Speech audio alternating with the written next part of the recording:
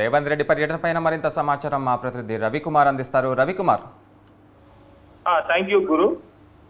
రాజన్న సిరిసిల్ల జిల్లాలలో ఈ బుధవారం రోజున సీఎం రేవంత్ రెడ్డి పర్యటన షెడ్యూల్ ఖరారు కావడంతో లోక్సభ ఎన్నికల నోటిఫికేషన్ ముందే రాజకీయ వాతావరణం వేడెక్కుతున్నది.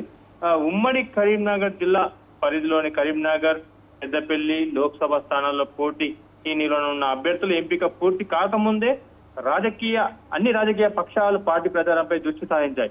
ఈ పేరుతో ఏ పేరుతో ఏ సభలు సమావేశాలు ఏర్పాటు చేసిన ప్రధాన ఎజెండా లోక్సభ ఎన్నికలే. కరీంనగర్ లోక్సభ స్థానం నుంచి బీజేపీ పార్టీ సిట్టింగ్ ఎంపీ జాతీయ ప్రధాన కార్యదర్శి బండి సంజయ్ కుమార్ అభ్యర్థిని ఖరారు చేసింది.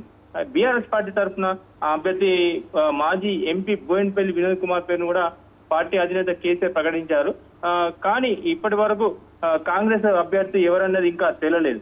ఈ పర్యటనలో భాగంగా ముఖ్యమంత్రి రేవంత్ రెడ్డి ఎన్నికల ప్రచారం కోసం కాకుండా ఈ నెల 7వ తేదీన రాజన్న సిరిసిల్ల జిల్లాల పర్యటన భాగంగా రాజకీయ ప్రధానాన్ని సంతరించుకున్నది. ముఖ్యంగా రాజన్న సిరిసిల్ల జిల్లా పర్యటనలో సిరిసిల్లలోని ఎస్పీ కార్యాలయ భవనాన్ని ప్రారంభించనున్నారు. అనంతరం కాంగ్రెస్ పార్టీ కార్యాలయం నిర్మాణానికి భూమి పూజ చేసి అక్కడి నుండి ఈ వేములవాడకు బయలుదేరి వేములవాడలోని శ్రీ రాజరాజేశ్వర స్వామి దర్శించుకుంటారు.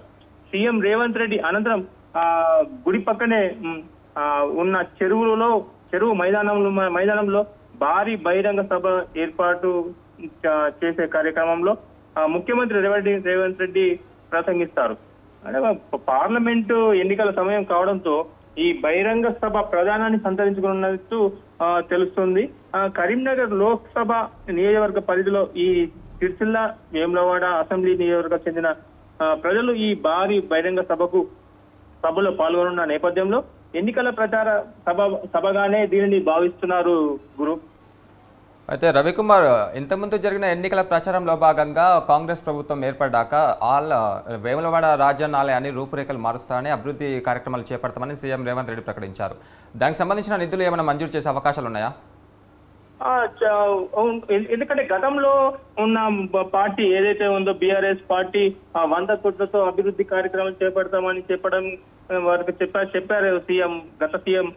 మగర్ ఇప్పటి వరకు అంటే అభివృద్ధికి కొంచెం నోచుకోకపోయినప్పటికీ కొంత నత్తనాడికగా నడిచినట్టు తెలుస్తుంది. అంటే ఈ కోణంలో సీఎం రేవంత్ రెడ్డి ఏదైతే ఇప్పుడు అభివృద్ధి కార్యక్రమాలు చేపట్టే కార్యక్రమాలను కూడా ప్రకటించే అవకాశాలు కూడా ఉన్నాయి కనిపిస్తున్నాయి గురు. Right, thank you Ravikumar.